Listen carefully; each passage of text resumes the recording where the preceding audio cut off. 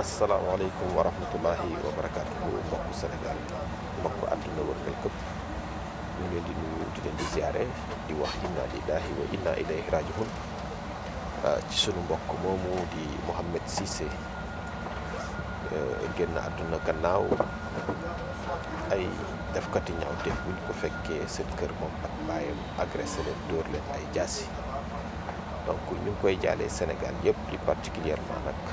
waa Medina Baye nga xamante ne ñoom ñoo ko adopté woon moom ak baayam gannaaw bi ñu jógee États-Unis mu ngi amoon juróomi at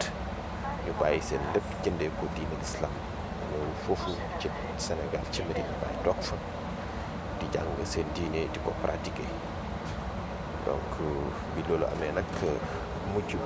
ñàkk bakkan ñu ko yóbbu hôpital mu am négligence yoo xam ne am na fa yu remarquable voilà te nag muy ay négligence yoo xamante ne ñu ngi koy gis ci hôpitaux yi donc tey Mouhamed Cissé la waaye am na cas yu bëri yoo xam ne ñoo ko jiitu Sénégalais yëpp ñàkk ci seen bakkan ci ñàkk taxaw bi ñu leen taxaw gannaaw bi ñu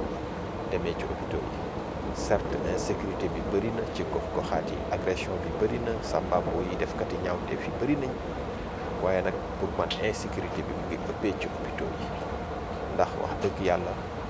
kenn ñaanul yàlla dajeek agresseur wala ay defkatu ñaawteef waaye dafa àdduna loolu mun cee ñàkk moo tax hôpitaux yeeg yooyu ñu teg leen fi au cas où loolu am su ko defee ñu mun a secourir nit ñi faj leen assister leen bañ ci mun a bañ a ñàkk seen bakkan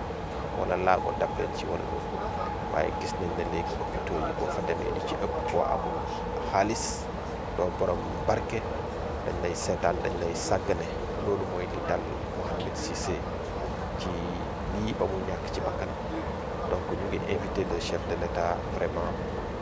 ñu xoolaat ñi nga xam ne ñoo nekk ci hôpitaux yi di leen di contrôler di surveiller seen liggéey ba képp koo xam ne ñëw nga hôpital am méttit wala am gaañu wala am na naqare rek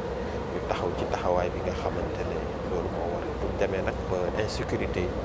nekk ci hôpitaux yi bëri fa nit ñi léegi dootuñ xam fu ñu jëm